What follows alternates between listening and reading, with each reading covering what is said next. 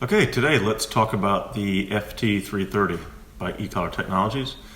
I've done other videos on the FT300 and FT302, and the setup for the FT330 is exactly like the FT300. Of course, the 302 is for two dogs. It's exactly the same. All of the functions are exactly the same. The bonus feature of the FT330 finger trainer is that it comes with a small remote that would be operated on your finger, right? It's about the size of a men's class ring, and it transmits from your finger to the transmitter and then to the dog's collar that it wears. So if you need the basic functions for how the ET series works, like I said, it's exactly the same. Go back, I'll put some links at the end of this video. Everything from how to charge it, how to turn it on, how to change boost features, how to know that you're giving a set stimulation with the S1, that's the black button here, and then how to use boost. That'll all be on that video. So let's talk about specifically about this little thing right here, okay? Like I said, about the size of a men's class ring. And actually the way that it's worn is on your finger like this so that your thumb can go up and depress on it, okay? This has like a Velcro type strip on it. It's easy to be replaced if you need to. You're gonna have hook on one side and loop on the other. And you can adjust it for everybody, large fingers or small, right?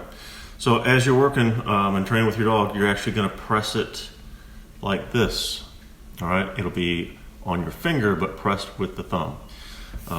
These are waterproof. The initial ones a couple years ago they had some problems with, and they fixed them. So I know that some customers got theirs back just simply like as a recall.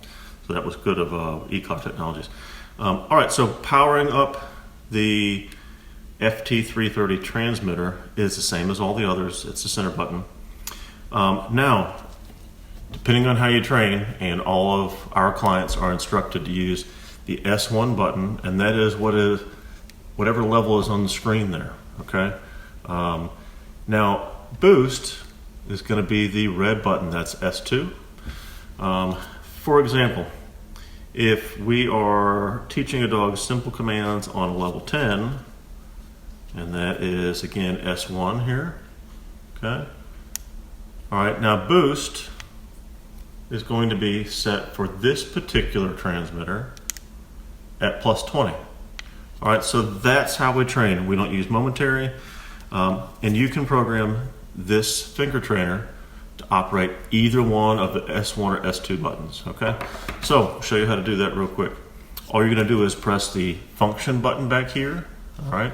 That's next to the power button. And you're gonna press and hold that with whatever button you want to assign to the finger trainer, okay? Press and hold and you should hear an audible tone. All right, now, once you press the finger trainer, you should see the level of 10, okay? And that is gonna be the S1, and here it is. All right, so now you wanna maybe use the S2 button. You're going to go back to the small function button here, and then you're going to press and hold also the S2 button. All right. Now, when you press the finger trainer, you should see 30 up here, and that's because 10 is the level on the dial, and the boost is set at 20. 10 plus 20 is 30. Here we go. And there it is. So a couple different methods for training in general, and if you get really good at these, you can change the functions pretty quickly. I mean, that didn't take long at all. But if you were done with simple training for the day, you've done simple commands, you've done heel exercises, you've worked on place, and you would normally just use the S1, which is whatever level is on the screen. But you've also worked with your dog, you've had the proper introduction, to where if they get into some trouble in the house, whether it be nosing a trash can, you want a set higher level, right? And you would use the boost button for that. Two ways to do it. You either change the level here on the transmitter itself, or if you want to change it for the S2 button, you can do that as well. All right. No matter what you're using, I would check your levels frequently, know exactly what it's on, just as well as you know what your dog is getting into, right?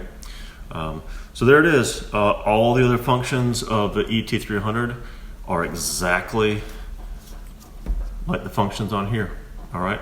There'll be a link to go to that video again, and you'll see everything on there from the strobe light feature and all that. But the added feature that may be an upgrade for some may be really, really useful. That way you can have a hand free. And again, you put it up here, I mean, that's out of the way. So you can manipulate a leash with two hands, feed with this hand without having to put the remote up quickly. So might be something that people like to try.